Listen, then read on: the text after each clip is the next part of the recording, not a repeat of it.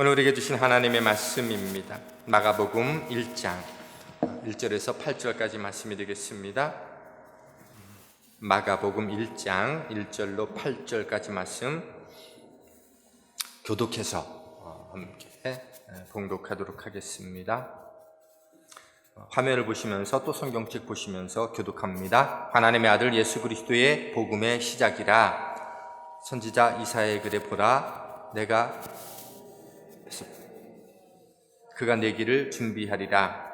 광야에 외치는 자의 소리가 이르되 너희는 주의 길을 준비하라. 그의 오심 길을 굳게 하라. 기록된과 같이 세례 요한이 광야에 이르러 죄 사함을 받게 하는 회개의 세례를 전파하니 온 유대 지방과 예루살렘 사람이 다 나아가 자기 죄를 자복하고 요단강에서 그에게 세례를 받더라. 요한은 낙타털 옷을 입고 허리에 가죽띠를 띠고 메뚜기와 석청을 먹더라. 그가 전파하여 이르되 나보다 능력 많으신 이가 내 뒤에 오시나니 나는 굽혀 그의 신발끈을 풀기도 감당하지 못하겠노라. 나는 너희에게로 물로 세례를 베풀었거니와 그는 너희에게 성령으로 세례를 베푸시리라. 아멘. 아마 가정에서 예배를 드리시는 분들 지난주보다 좀 어떠신지 모르겠는데 이 교회와 함께 얘기가 된 것은 주중에 모뎀을 좀 바꿔서 업그레이드 시키겠다는 얘기가 있긴 있었는데 예배 시작 전에는 좀 좋은 것 같긴 했는데 아마 이렇게 만만치 않은 것 같다는 생각도 듭니다. 혹시 불편하시더라도 기도하는 마음으로 이렇게 또 예배에 참여하시기를 부탁을 드립니다. 그동안 이 코로나19가 계속 발생되면서 우리 마음속에 어려운 것도 있고 불편하기도 하고 힘든 것도 있고 그래서 때로는 위로의 말씀을 드리기도 하고 격려하기도 하고 때로는 좀 힘내라고 그러면서 때로는 또 질책 같은 말씀도 함께 드리면서 여기까지 달려왔습니다. 그리고 제 마음속에 마음에 어떤 마음을 하나님이 계속 주시는가 하면 너부터 일상의 삶으로 마음이 좀 복귀됐으면 좋겠다. 그러려면 말씀도 일상적인 삶 속에서 나누듯이 그렇게 하면 좋겠다라고 생각이 들어서 이제 이번 주부터 마가복음을 이렇게 쭉 한 절 한 절 살펴보면서 이 복음을 통해서 우리가 어떻게 회복됐으면 좋을까 좀 그런 말씀을 가지고 여러분들과 말씀을 나누기를 원합니다. 그래서 오늘 첫 번째 말씀으로 세례 요한을 좀 이야기를 하려고 하는데 어떻게 제목을 정하면 좋을까 그러다가 말씀을 사명으로 받으면 죄 있는 삶을 살게 되는 그런 인생 이야기를 좀 함께 나누기를 원합니다. 영화나 드라마를 보면 배우들 중에서는 주연도 있고 조연도 있고 또 배우들을 돋보이게 해주기 위해서 다양한 엑스트라들도 함께 등장을 하지요. 우리 인생이라는 드라마를 또 이 역사를 보면 이 모든 역사와 드라마의 감독은 하나님이라고 하는 것을 우리는 알게 되고 그 속에서 우리는 배우라고 하는 것을 늘 깨닫게 되지요. 그렇다면 오늘 우리가 우리 자신을 생각해 볼 때 나는 어떤 존재인가? 주연인가? 조연인가? 아니면 엑스트라인가? 라는 것들을 좀 생각해 볼 필요가 있겠지요. 그리고 우리는 꿈꾸죠. 나는 어떤 배우가 되고 싶은가라고 하는 거지요. 그리고 인간의 본능 중 하나는 누구나 주인공이 되고 싶다고 하는 겁니다.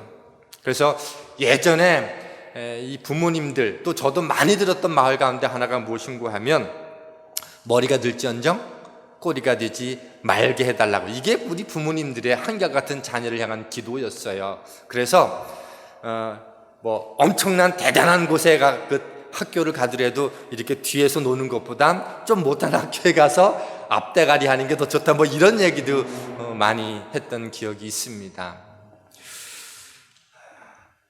근데 우리가 좀 기억할 것은 이 드라마가 인생이 하나님이 연출하시고 감독이라고 하면 모두가 주연일 수 없고 또 모두가 굳이 조연 혹은 엑스트라 이것에 대해서 옳고 그름과 높고 낮음을 우리가 분별하지 않아도 되는 것 아닌가?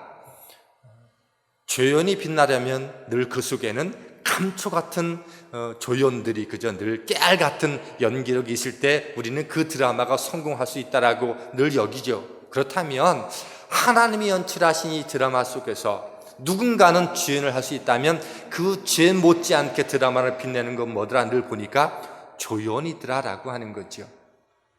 근데 우리가 믿음 생활하면서도 이 조연을 별로 중요하게 여기지 않는 것은 마치 조연의 삶을 살면 내가 실력 없을 거라고 생각하기 쉽고 조연으로 살면 왠지 실패한 인생 아닌가라고 생각하기 쉽다라고 하는 거죠. 그런데 정말 과연 그럴까라고 하는 거예요. 문제는 뭐인가 하면 오늘 이 땅을 살고 있는 세상의 수많은 사람들이 늘 너는 주연이야, 오늘은 내가 주인공이야 라고 끊임없이 우리를 부추기는 이 삶 속에서 우리는 여전히 나도 주인이 되고 싶고 주연이 되고 싶은 마음으로 살고 있다라고 하는 거예요.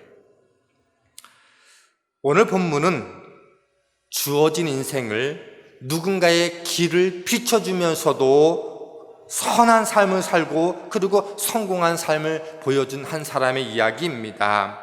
서두에도 말씀드렸지만 과연 조연은 부족한 사람, 별 볼 일 없는 존재인가? 성경은 뭐라고 말하고 있는 거라는 거예요. 그런데 오늘 본문은 평생을 조연으로 살았음에도 불구하고 하나님께서는 최고의 삶을 살았다고 말하는 이 사람의 이야기가 나오는 거지요. 마태복음 11장 11절에 이 사람을 가르쳐서 이렇게 말해주고 있어요. 여자가 낳은 자 중에서 세례 요한보다 큰 이가 일어남이 없도다 라고 말하면서 여자가 낳은 존재 중에서 이 땅에 최고의 존재라고 극찬한 사람이 누구인가 하면 바로 오늘 본문의 사람이라고 하는 겁니다. 세례 요한은요, 평생 죄인의 삶을 살았음에도 불구하고 예수님은 최고의 사람이다 그렇게 말씀해 주셨어요. 이 얘기는 오늘 우리에게 이런 도전을 주는 게 아닌가라고 생각을 합니다. 성경은 누군가의 길을 비춰주고 누군가의 길을 예비해주는 조연의 삶이 얼마나 가치 있는지, 그리고 여러분의 삶 속에서 우리 삶 속에서 그 기쁨을 맛볼 수 있으면 좋겠다라고 말씀해주고 있다고 저는 확신합니다. 그런데요, 주연을 우리가 살고 싶어 하는데 주연은 그러면 내가 주연으로 삶을 살고 싶다고 해서 과연 주연의 삶을 사는가? 그렇지 않더라는 거죠. 오늘날 하나님께서 세우시면 주연이 되는 거예요. 빌립보서 2장 6절로 8절 말씀을 보면 이렇게 기록되어 있어요. 그는 근본 하나님의 본체이시나 하나님과 동등됨을 취할 것으로 여기지 아니하시고 오히려 자기를 비워 종의 형체를 가지사 사람들과 같이 되셨고 사람의 모양으로 나타나사 자기를 낮추시고 죽기까지 복종하셨으니 곧 십자가에 죽으심이라. 이러므로 하나님이 그를 지극히 높여 모든 이름 위에 뛰어난 이름을 주사. 예수님의 이야기 아닙니까? 하나님과 동등된 자리에 계셨던 분이 그 자리를 내려와 자기를 낮추시고 죽기까지 섬김의 삶을 살았더니 하나님이 그 이름을 존귀케 하셨다 이렇게 말씀해 주고 있어요. 저는 이게 오늘 우리에게도 그대로 적용되는 게 아닌가라고 생각을 합니다. 오늘 내가 이 땅에서 섬김의 삶을 살게 되면 하나님이 높으시면 그때 우리가 누구든지 주연의 삶을 살 수 있게 되는 거예요. 그러니 주연은 내가 살고 싶다고 살게 되는 게 아니더라라고 하는 거. 내게 맡겨진 삶을 최선을 다해서 살아갔더니 하나님의 원리를 가지고 살아갔더니 하나님이 그를 주연으로 세울 수도 있고 조연의 삶 속에서도 최고의 삶으로 살았다라고 말씀하실 수도 있더라라고 하는 거예요. 그리고 세례 요한은 그 조연의 삶을 살고도 그 속에서 얼마든지 기쁨을 맛보고 살았던 사람. 그렇다면 세례 요한은 어떻게 그 삶 속에서 조연의 삶을 살았을까요? 첫 번째로는요, 조연으로 살기 위해서는 삶의 전환이 필요하다는 겁니다. 세례 요한은요, 그의 조건이나 실력이나 환경이나 일체의 배경으로 보면 주연을 하고도 남는 사람이었어요. 한두 가지만이 아니라 그의 환경 모든 것이 주연되기에 충분한 사람이었어요. 누가복음 1장 5절 말씀을 보면 이렇게 돼 있어요. 유대왕 헤롯 때에 아비야 반열의 제사장 한 사람이 있었으니 그 이름은 사가랴요 그의 아내는 아론의 자손이니 이름은 엘리사벳이라 세례 요한의 부모를 소개하고 있는 거예요. 그런데 아버지는 제사장인데 아비야의 반열에 속한 사람이었다는 거예요.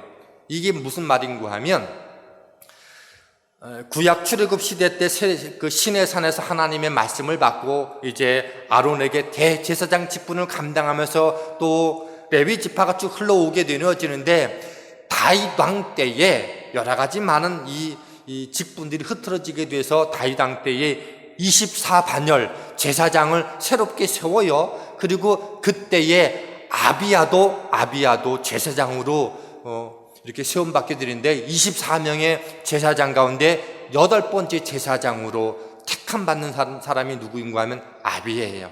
그래서 그 아비야를 통해서 이것이 예수님의 시대까지 쭉 제사장 계열이 흘러왔다라고 하는 거예요. 그리고 이 세례 요한의 아버지가 뭐예요?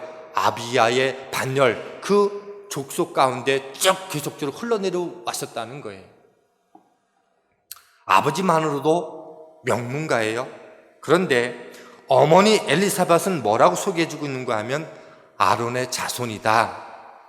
어떤 이 자손들을 통해서 흘러가는지 설명하고 있지 않지만 분명한 것은 아론의 자손이다. 이렇게 말씀해주고 있어요. 아버지도 명문가고 엄마도 명문가였다는 거예요. 그러면 그의 부모님의 삶은 어떠한가? 누가복음 1장 6절 말씀 보니까 이 두 사람이 하나님 앞에 의인이니 주의 모든 계명과 규례대로 흠이 없이 행하였더라. 부모님이 하나님 앞에 거룩한 삶을 살았고 계명과 규율대로 살기에 흠이 없이 살았다는 거예요. 그리고 그것을 누가 지켜봤을까요? 세례 요한이 지켜보면서 살았다고 하는 거예요. 그러니 세례 요한의 삶이 어땠을 것 같아요? 배경도 멋진데 부모님의 삶도 너무도 하나님 앞에 흠없이 살아서 그것을 그대로 물려받았던 사람이 누구였다? 세례 요한이었다는 거예요. 우리 그것도 생각해 볼 수 있지 않아요? 근데 그 부모님의 삶 속에서 자녀가 한 10명 정도 됐으면 그 자녀 중에서 한두 명은 조금 이렇게 좀 덜 똑똑한 사람이 나올 수도 있을 거 아니에요. 근데 성경은 뭐라 그랬냐면 누가복음 1장 7절 보니까 엘리사벳이 잉태를 못함으로 그들에게 자식이 없고 두 사람의 나이가 많더라. 오랫동안 자식이 없었는데 한 사람 자녀를 낳았는데 그게 누구였다는 거예요? 누구? 세례 요한이었다는 거예요. 그러니 얼마나 애지중지하면서 그 세례 요한을 이렇게 양육했겠어요. 아마 웬만한 것은 다 용납해 줬을 거예요. 태어날 때 누구보다요 사랑받았고요. 그가 태어날 때 친척도 이웃도 함께 축복해 줄 만큼 그렇게 사랑받는 존재로 태어나고 자랐다는 거예요. 그리고 더 나아가 볼까요? 부모님의 배경이 좋아요. 그리고 부모님의 삶도 거룩했어요. 축복받으면서 살았어요. 근데 그의 삶이 그렇지 않을 수도 있잖아요. 근데 성경은 뭐라고 말하고 있는가 하면 누가복음 3장 2절에 보니까 이렇게 돼 있어요. 안나스와 가야바가 대제사장으로 있을 때에 하나님의 말씀이 빈들에서 사가랴의 아들 요한에게 임한지라. 요한이 선지자로 살았다는 거예요. 선지자로 살았다는 것은 뭐예요? 하나님의 말씀을 받은 사람이라는 거예요. 하나님의 말씀을 받은 사람은 어떤 사람이라는 거예요? 하나님의 영이 그 가운데 임재했던 사람. 그래서 말씀을 받은 사람이라는 거예요.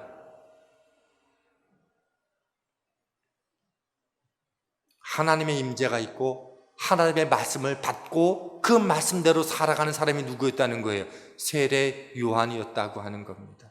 이 정도면은요, 당대에 오늘 이 시대를 말해도 얼마든지 귀인으로 살기에 충분한 사람이었다고 하는 겁니다. 본인의 백그라운드와 자신의 실력만으로도 충분히 역사 속에서 주인공으로 살 만한 사람이었다고 하는 거예요. 그런데 그가 어느 날 조연으로 살기를 시작했어요.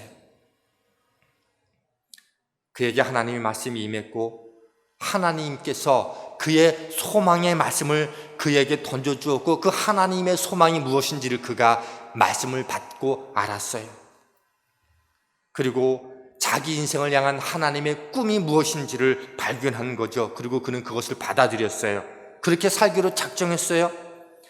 내가 원하는 삶은 내가 주연으로 살아가는 게 아니라 앞으로 내 뒤에 나보다 더 크실 분이 오실 터인데 그분의 길을 예비하는 것들로 너는 조연으로 살아가는 것이 너의 삶이야. 이게 하나님이 그에게 나타나셔서 주신 말씀이었고 그는 그것을 가슴속에 삶으로 받게 되었어요.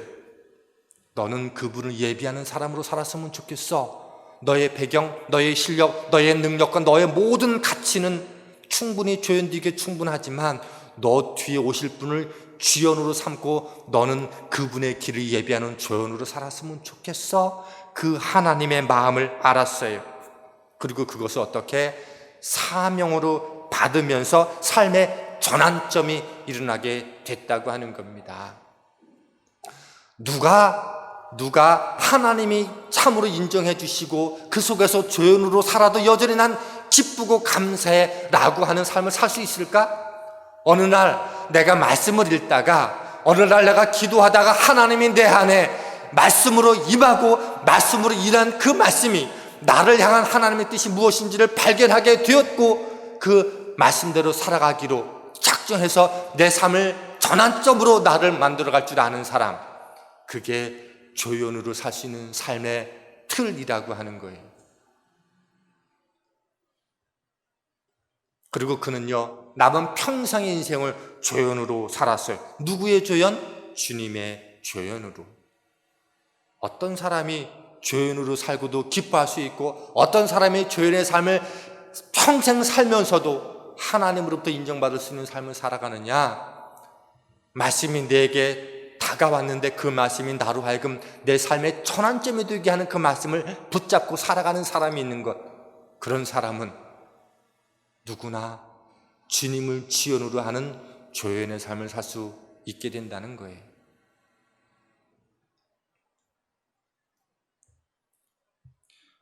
내가 주인이 아니어도, 내가 역사의 주인공이 아니어도 얼마든지 기쁨을 가지고 살아갈 수 있는 사람, 그것은 나를 향한 하나님의 말씀이 무엇인지를 발견할 때 그 삶은 가능하다고 하는 거예요.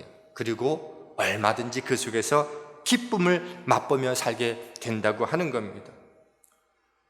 그래서 말씀을 매 순간마다 내 삶 속에서 받아들이고 그리고 그것을 사명으로 바꾸는 삶이 왜 중요한가 하면 조연으로 살고도 기쁠 수 있기 때문에 그래요. 왜냐하면 우리가 하나님으로부터 받은 말씀으로부터 주어지는 사명이 없으면 조연으로 삶을 사는 삶을 우리는 이렇게 생각할 수 있어요. 나는 실패한 인생이야. 나는 삶이 억울해. 그리고 지연되지 못한 것 때문에 내 삶의 평생 동안 한으로 내 가슴 속에 다가올 수 있어요. 그런데 내가 실패한 것 같고 별 볼 일 없어 보이는 것 같은 조연의 삶을 살아도 그것이 주님과 관계 속에서 나온 삶이라고 여겨지면 그것은 실패한 삶이라고 여기지 않게 되는 거예요. 그리고 그것은 더 이상 한이나 아니면 억울함으로 우리에게 다가오지 않아요. 그러니까 조연으로 살고도 기쁠 수 있는 거예요. 감사가 나올 수 있다라고 하는 거예요. 세례 요한처럼 내 인생의 주인은 나야 나 이게 아니고 주님이야 라고 선포할 수 있는 여러분이 삶이 되기를 주님의 이름으로 축원합니다. 그러면 그분의 조연인 인생을 살게 되는 사람에게는 어떤 인생을 살게 될까요? 두 번째 이야기인데, 조연으로 살게 될 때 두 가지 선물이 주어지더라고 하는 거예요. 세례 요한은요, 자유함을 얻게 됐어요. 사람이 무엇이라 하든 어떻게 평가를 하든 그것에 일희일비하지 않고 자유로운 인생이 되었다는 거예요. 내가 주연이 되는 것에서 부담감이 없어졌어요. 사람의 평판으로부터 자유케 되었어요. 그가 광야의 삶을 살려고 할 때 그의 주변에서 어떻게 그를 평판했을까요? 그의 부모님은, 그의 친척은, 그의 이웃은, 또래의 다른 제사장들은 뭐라고 얘기했을까요? 너는 그냥 너에게 주어진 배경을 잘 유지만 해도 넌 얼마든지 주연될 수 있는 삶을 살 수 있을 거야. 그런데 왜 광야에서 그렇게 낙타토소를 입으면서 메추리와 석청을 먹으면서 왜 그렇게 살아? 너 그렇게 살지 않아도 돼. 너는 그런 인간이 아니야. 라고 말하는 것에서 끊임없이 자유로울 수 있는 삶을 살게 된다고 하는 거예요. 요한복음 8장 31절과 32절은 이렇게 말씀해 주고 있어요. 그러므로 예수께서 자기를 믿은 유대인들에게 이르시되 너희가 내 말에 거하면 참으로 내 제자가 되고 진리를 알지니 진리가 너희를 자유케 하리라. 진리를 깨닫게 되면요, 모든 것들보다 자유케 되는 거예요. 우리 인생에서 사명이 생기면은요, 본질에 집중하게 돼요. 그러면 그때 두 가지 현상이 나타나요. 하나는 자유롭게 되는 거예요. 우리가 믿음 생활을 하면서 자유롭지 못하는 것은 뭐예요? 본질이, 진리가 우리 속에 있지 않기 때문에 그래요. 그리고 두 번째로 우리가 사명에 집중하게 되면 단순함 속에서 기쁨을 가지고 살게 되는 거예요. 세례 요한이 광야에서 메뚜기와 석청을 먹으면서 살았어요. 건강한 음식 먹었다는 얘기가 아니잖아요, 그죠? 광야에서 그게 일상의 음식이었으니까 그거를 먹고도 슬퍼하지 않고, 그렇게 먹고도 낙담하지 않고, 그렇게 먹고도 눈물 나지 않았어요. 왜? 내게 주신 사명으로 살아가는 삶의 자리 속에서 얻게 된 것이기 때문에 단순한 삶 속에서도 기쁨을 갖게 되더라고 하는 거예요. 뿐만 아니죠, 낙타 털옷을 입고 살았어요. 야, 좋은 옷 입었네, 이런 게 아니잖아요, 그죠? 광야에서 얻을 수 있는, 쉽게 얻을 수 있는 게 뭐예요? 낙타 가죽이니까.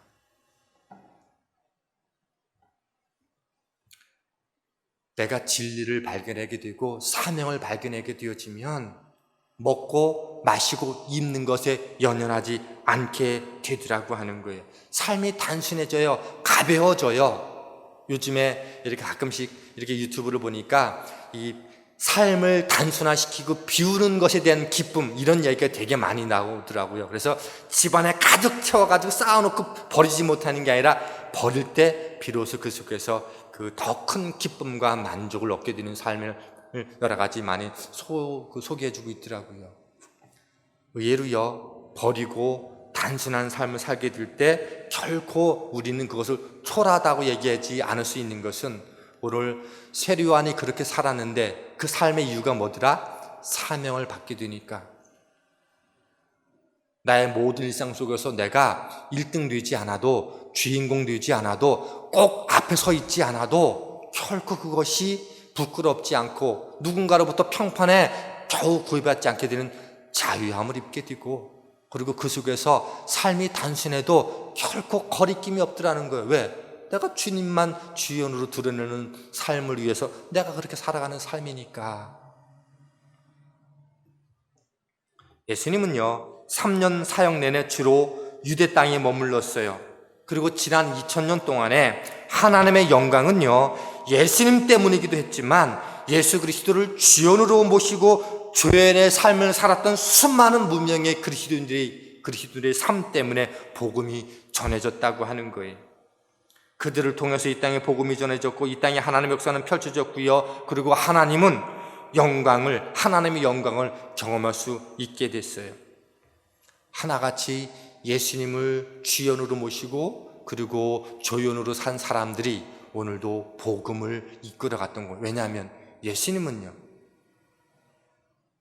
이 땅에 오시는 동안 특별한 한두 번 유대 땅을 벗어난 것 외에는요, 다 그곳에 머물러 있었지만 오늘도 하나님의 복음은요, 온 열방에 흩어졌어요. 누구? 조연으로 인해서.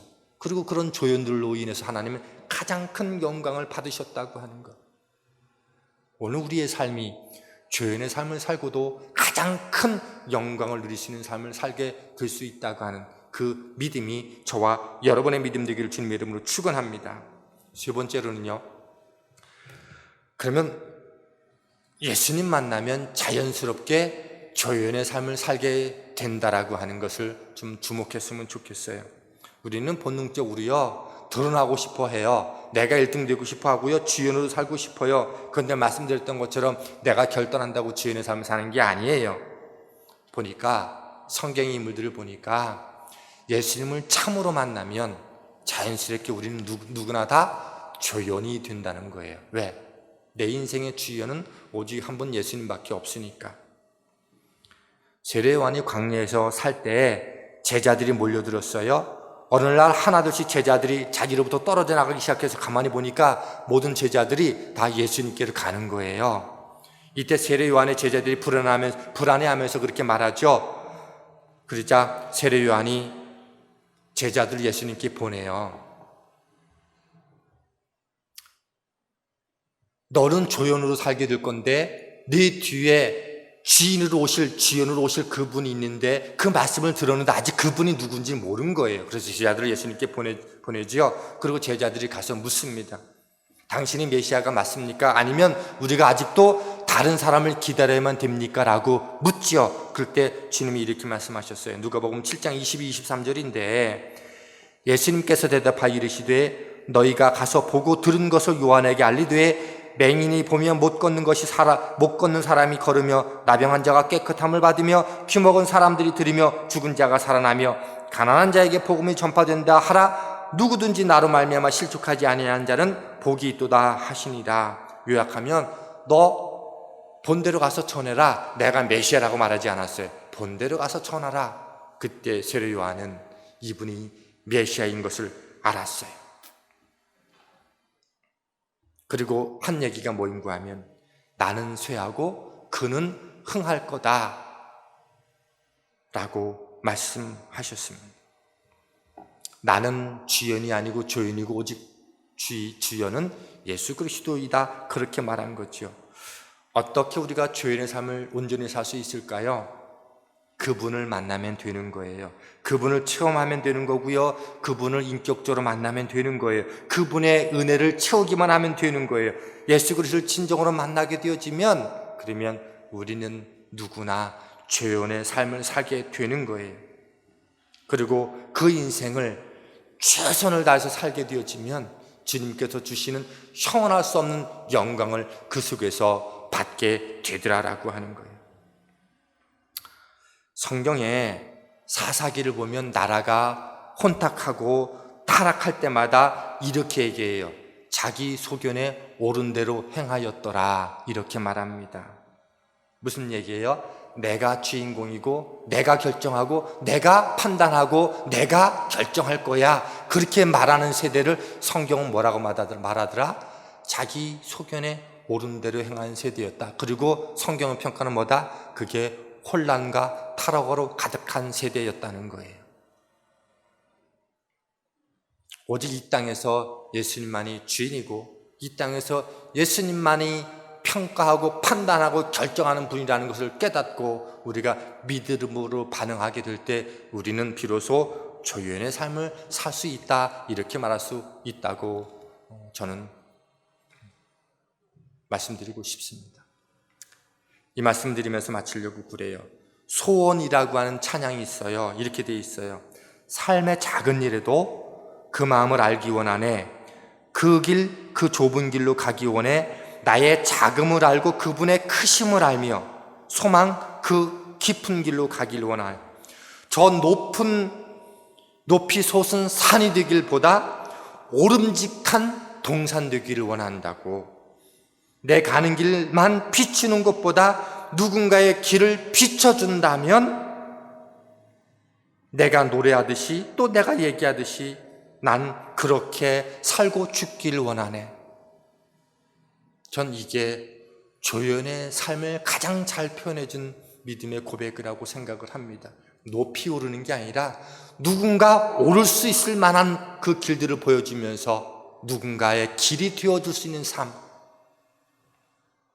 세례 요한은 주님의 길이 되어준 삶을 살았다면 오늘 이 땅에 가장 힘들고 어려운 이 세대 속에서 누군가가 내가 그 정도만큼은 믿음의 길을 갈 수 있겠다, 그 정도만큼은 내가 기도할 수 있겠다, 그 정도만큼은 내가 의연하게 이 위기를 극복할 수 있겠다, 그렇게 믿음으로 성도님들을 권면하고 격려하고 힘주고 그리고 함께 가자라고 말할 수 있다면 그게 이 시대에 세례 요한으로 살아가시는 방법이 아닐까라고 생각합니다. 누군가 오를 수 있는 그 정도의 동산의 길을 올라가고, 그리고 누군가의 길이 되어줄 수 있는 그런 저와 여러분이 되어서 이 시대에 세례 요한의 길을 넉넉히 걸어가시는 저와 여러분 될 수 있기를 주님의 이름으로 축원합니다. 하나님 감사합니다. 충분히 지연되고도 남을 인생이지만 말씀을 통해서 소명을 사명으로 받아 죄인으로 살았던 세례 요한처럼 1등이 되지 못하면 힘들어하고 불편해하는 사람들이 아니라 주님 때문에 죄인되고도 얼마든지 영광 올려드리심을 깨닫는 우리 모든 믿음의 식구들 되게 도와주시고, 이 시대에 누군가의 또 하나의 길이 되어서 오늘의 리치몬드 힐 지역에 이 시대의 세례 요한으로 살아갈 수 있는 모든 믿음의 사람들로 축복하여 주시옵소서. 예수님 이름으로 기도하였습니다. 아멘.